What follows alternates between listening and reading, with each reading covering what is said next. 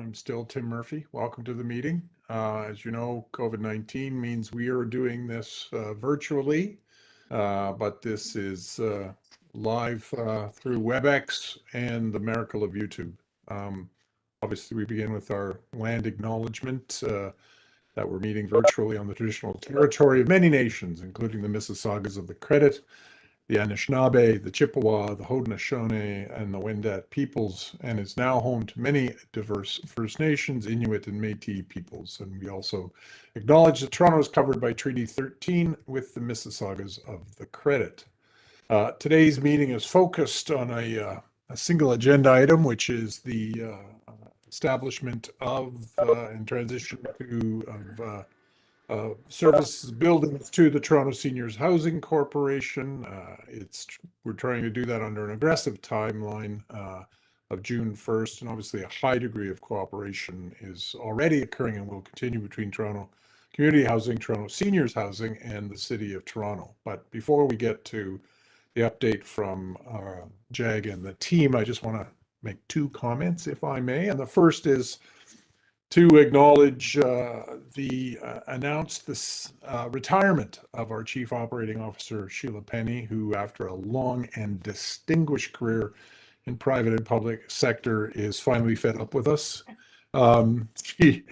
She will continue as Chief Operating Officer until a retirement at the end of March. But I do want to, acknowledge the many significant achievements that Sheila has achieved for the tenants and frankly the residents of Toronto and the tenants of TCHC over 9 years, including I think one of the major changes in our organization stability, which is the multi-year funding for expanded building capital renewal program, her implementation of our restructuring plan to focus on tenant service coming out of this. It's demanded appropriately by the tenants first report, and of course the creation of our tenant service hubs, all focused on bringing this organization closer to tenants. And so through all of that, Sheila, I want to thank you for your contributions and for your outstanding leadership, and frankly, most of all, your deep and real commitment to our tenants. And I know we'll have other opportunities to more formally recognize your contribution, but I didn't want to let this go by without doing that. So thank you, and we applaud you for your service, and thank you for all of that which you've done and will continue to do for us at least for another couple of months. Thank you, Mr. Chair. I appreciate it. And I do want to do we're still in the COVID-19 restrictions, but on behalf of the board, I do want to thank the incredible work of the staff of TCHC on helping get tenants the vaccine, which includes organizing and hosting vaccine clinics in our communities and our buildings to try and break down vaccine hesitancy and make sure vulnerable tenants get access to vaccines. And great news is we've held more than 470 clinics in our communities since April of 2021. And 100 more planned in the coming months. And as I'm sure some of you noted, that the efforts were profiled in the Toronto Star just this past week about our building on Birchmont Road. And I just want to acknowledge the awesome thing it is to get positive news in the media about TCHC. And to that, I thank the organization and its management leadership. And staff, I should say, also supported the city's highly successful Vax the Northwest mass vaccination clinic at York University through community outreach and shuttle buses. And I just want to say, I want to thank, on behalf of the board, all of our employees for everything they're doing during the pandemic to make sure we continue to deliver essential services to our tenants and support them in a very difficult time. So thank you to all of you who work at TCHC. You're incredible. We do not have any dotations today, so I will skip that. So with that, we have the agenda before us. Is there any conflict of interest to be declared? Hearing none, can I get an approval of the public agenda? Adele and Nick, all in favor, thank you. And so with that, we turn it over on item 2 to our President and Chief Executive Officer, Jag, for presentation of the transition report. Thank you, Chair Murphy, and I'll be brief and I'll hand it over to Paula Knight. She's orchestrating the team as far as ensuring that we have all alignment and working together in order to coordinate with the seniors housing unit, but a very important initiative. We have a very aggressive date of June 1st that the team is putting their complete focus on helping us to accomplish. I can say that we're making great progress. There is a lot of work to be done, and I'm sure there'll be a lot to share with you in the very near future. And from there, Paula, would you like to take it on from there? Thank you so much, Jag, and thank you to everybody for joining us today on this important matter.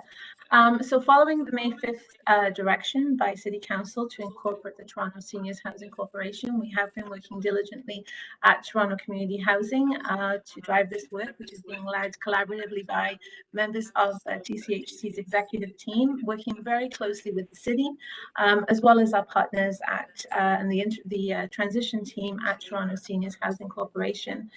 We have a robust governance structure in place where we meet frequently between each party to ensure that we're driving the work forward. Specifically, we have a number of working groups that we have in place, which address many of the items that you see in today's report, but including the lease agreement that needs to be determined, ongoing shared services and the service delivery model, how we transfer tenancies, which is obviously critical, our employee transfers, and then financial and budget considerations, as well as the underpinning of technology services and communications, which are critical to making sure that this is a successful transition. Our decisions are guided by a set of principles that were determined by the City Council when the decision was made, and that is to promote the common interests of tenants and city objectives, minimize disruption to tenants, minimize financial impacts on the city, to ensure compliance with existing TCHC capital funding and borrowing agreements, and mitigating business and operation risks for both organizations. We also need to ensure that capital needs of the seniors designated buildings are assessed and resourced at the level similar to that of comparable buildings in Toronto Community Housing's portfolio. So for the past few months, with all of that in mind, we've been working closely with the city and our partners at Toronto Seniors Housing Corporation to complete what we've called discovery work, as well as transition of knowledge to enable that, to ensure that our partners at Toronto Seniors Housing Corporation have as much information as they need to be able to be successful in the transition, which, as has been noted, is determined to be June 1st and is highly ambitious, but we're well underway.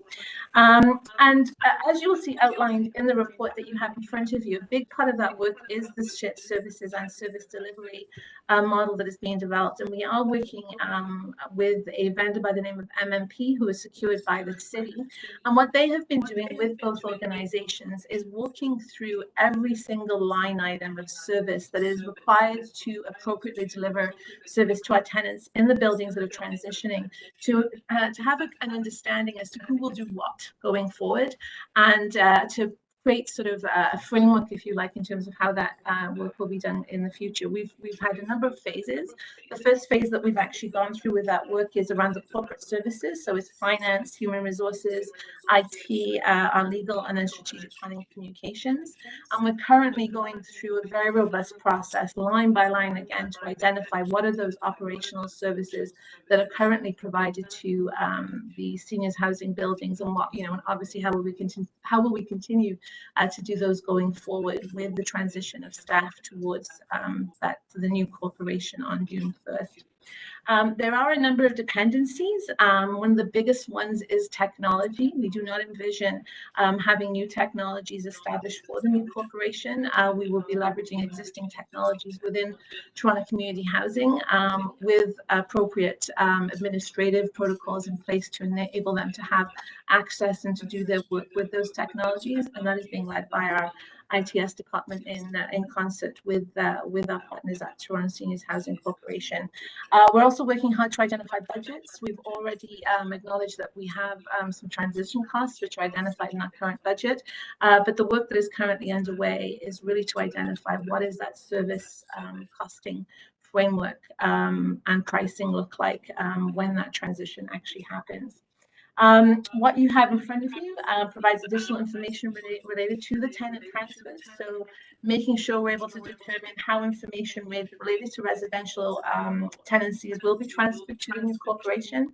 How do we provide support and advice as it relates to their TCHC's new role as landlord, and developing communications and engagement together with Toronto Seniors Housing Corporation as they assume those new tenancies, and in making sure that our staff, obviously the staff that are moving, are well informed of what that transition looks like and how we will support them, and in turn how they will actually support tenants. I've talked a little bit about the transition planning for the service agreement.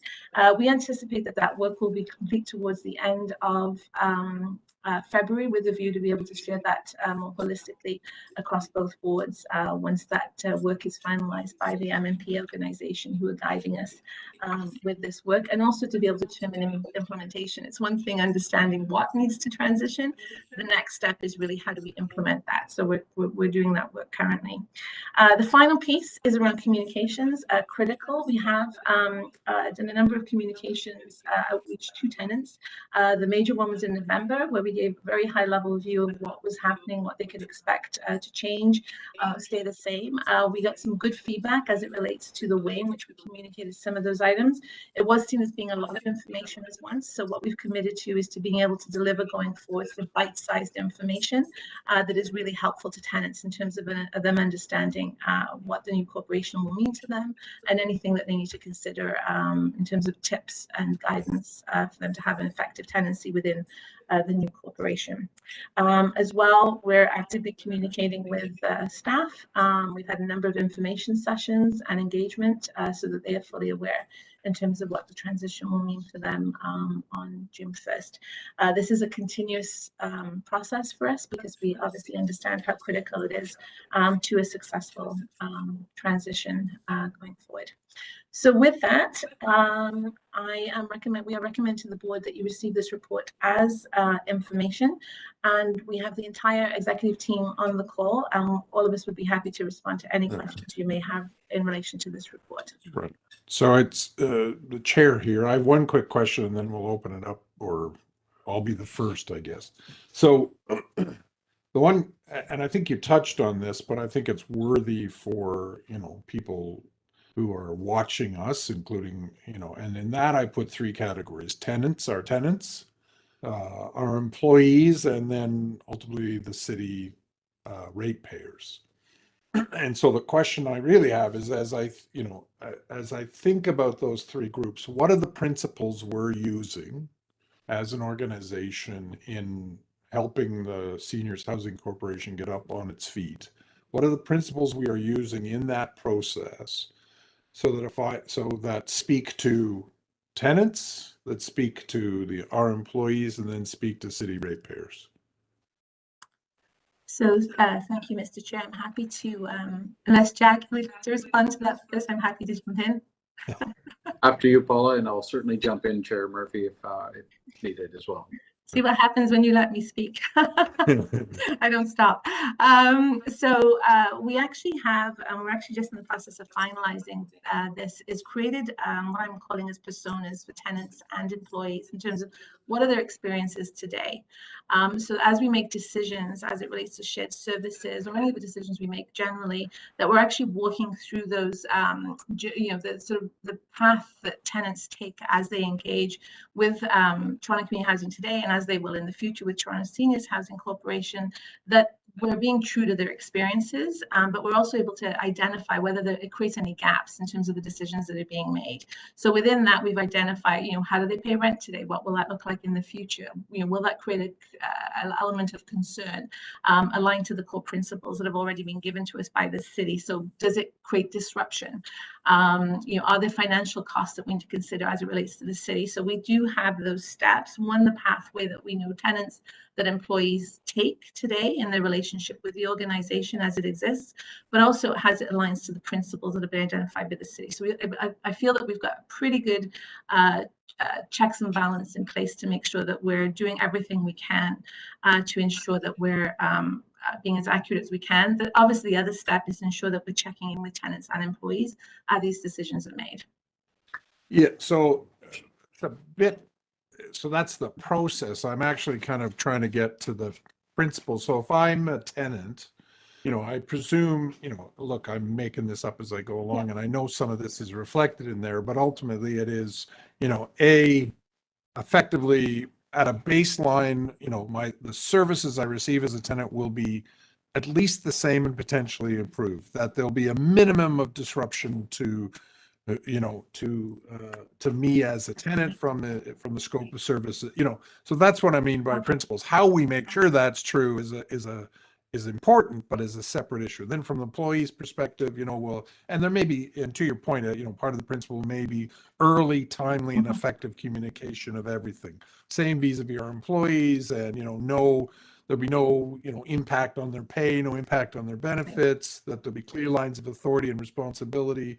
Then ultimately for the city taxpayer or ratepayers, part of the principles are, it's to maximize the cost effectiveness of this, to eliminate as much duplication as possible, to ensure that wherever feasible, we use existing service resources, et cetera, et cetera. And that's what I mean Yes. by principles for each of those target audiences, so people can look at it and can measure what we're doing against articulated principles that each of them will have. Right. So thank you for that clarification. So we absolutely have all of the ones that you've identified. Our going in position with this is that there is as minimal disruption or change as possible to tenants' experience and for employees. So everything that we're reviewing is with the view that it'll be exactly as close as it can be to be the same on June 1st as it is today. We haven't focused on as much on improvements, although we know where there may be possibility, we will look at that. But our focus today is ensuring that the guiding principle is that the service and the experience that tenants, employees receive is the same. And then beyond that, with our city stakeholders, that we're doing as much as we can to adhere to the principles that they've already set out, which is minimizing costs, minimizing duplication, all of those pieces, and being true to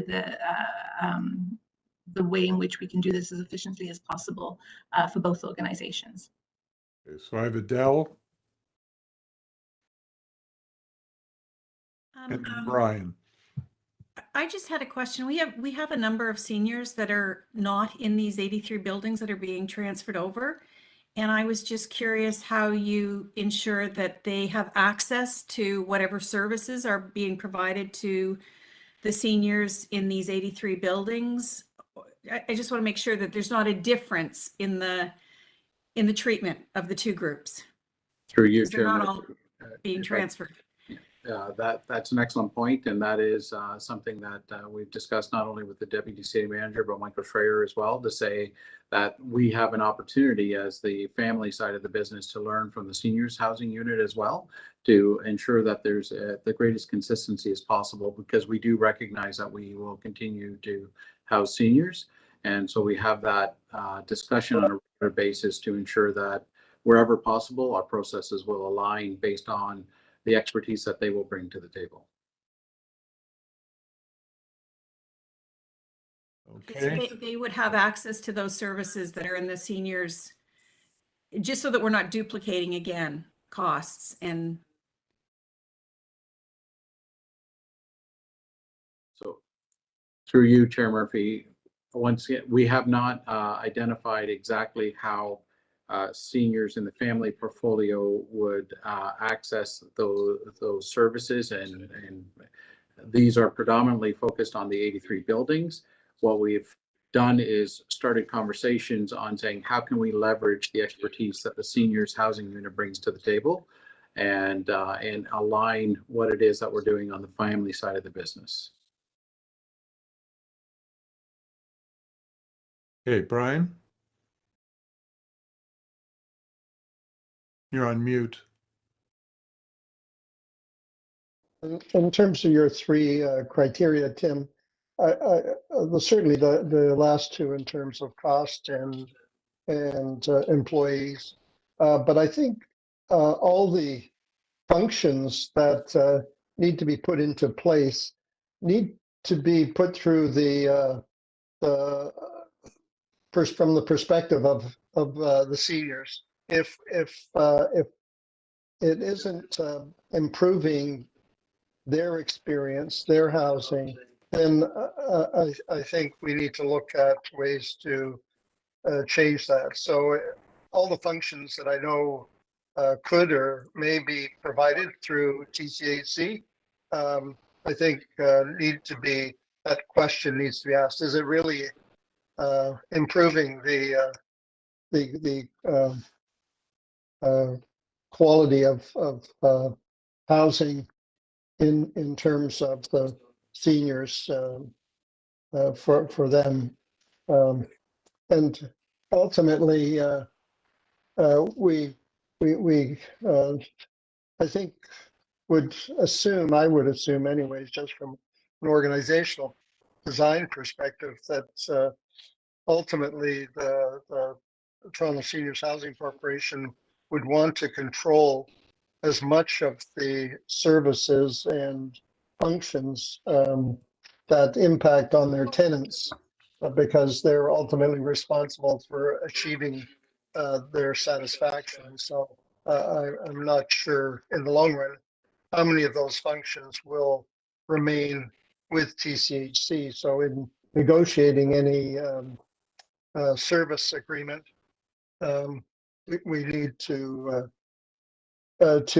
be able to, I guess, transition them when it's appropriate for the seniors to Seniors Housing Corporation to take those over.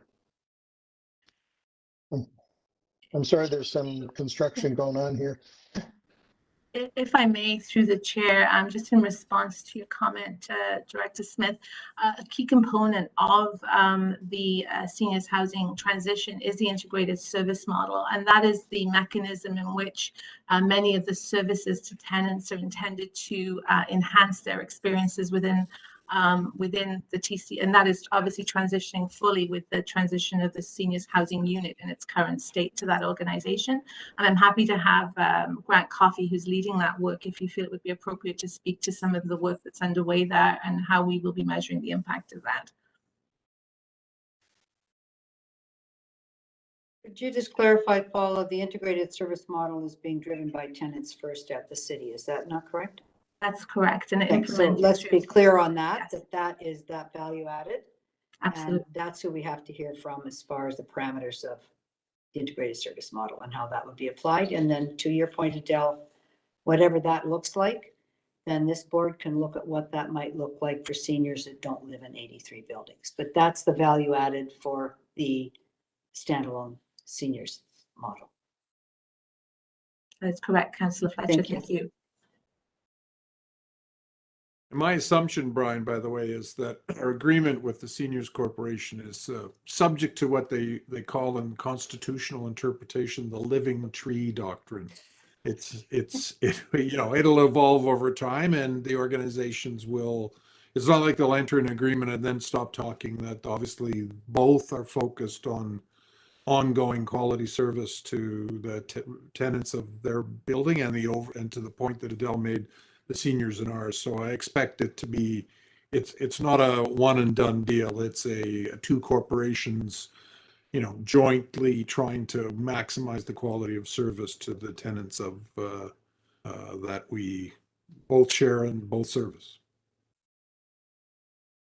I also had one question. If the corporation that was hired to assist MNP, I'd just like a little more background on how they were sourced. Through the chair, it was a competitive process led through the city, and identified through a competitive process with the city would be my response, Chair or Director Smith. Thank you. Brian, on the city roster for this type of work, FYI. Yeah, and I actually know them. I'm using them in another context. They're extremely. They do actually a lot of work in business transformation. That focus. So in fact, weirdly enough, that's what I'm retaining them for another project outside of the TCHC. By the way, it had Correct. nothing to do with choosing them. As one would expect. Any other questions or comments from any members of the board? So can I get then a motion to, I guess we're just receiving at this point, Dara? Yes, that's correct. Yeah. A motion to receive. Thank you, Paula. Seconded by Adele. All those in favor? Yes. Great, thank you. Is there any other, I think that's it for our special purpose. Is there any other business? Seeing none, motion to terminate? Boy, Brian's hand could not get up faster. Thank you, everybody. Have a great afternoon. Appreciate all your time. Thank you Thank you. to Paula, Jag, Stay and the well, team. stay safe. Bye-bye. Bye, Uba. Just to see you.